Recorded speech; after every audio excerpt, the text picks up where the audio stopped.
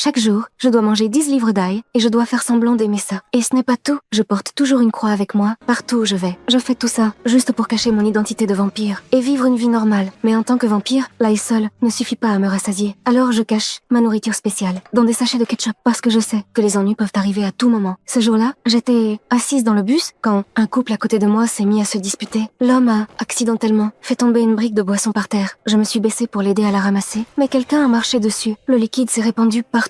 Ce n'était pas du lait, c'était du ketchup. Il s'est avéré que cet homme était lui aussi un vampire déguisé en humain. Le ketchup m'a éclaboussé de partout. Cette odeur forte a failli me faire perdre le contrôle. À ce moment-là, un garçon s'est approché pour voir comment j'allais. En sentant son odeur, je n'ai pas pu m'empêcher de me rapprocher lentement de son cou. À cet instant précis, l'alarme de la porte a retenti. J'ai repris mes esprits et je suis immédiatement descendue du bus. Pour ne pas révéler mon identité, je suis allée courir aux toilettes pour me calmer. Plus tard, j'ai été transférée dans une nouvelle école. Le premier jour, j'étais sur le point d'ouvrir mon casier pour prendre du ketchup quand un camarade m'a appelé ailleurs. Quand je suis revenue, la serrure de mon casier avait déjà été changée. À ce moment-là, j'ai paniqué parce que toute ma nourriture était enfermée à l'intérieur. Très vite, mon corps a commencé à faiblir et ma conscience est devenue de plus en plus floue. C'est alors que le garçon du bus s'est approché de moi. Au moment où j'ai senti l'odeur du ketchup, j'ai complètement perdu le contrôle. Mes yeux sont devenus bleu foncé et mes crocs ont percé mes lèvres. Quand mes camarades ont vu ça, ils se sont tous rassemblés autour de moi. Au moment le plus critique, j'ai lutté de toutes mes forces pour me retenir parce que je ne pouvais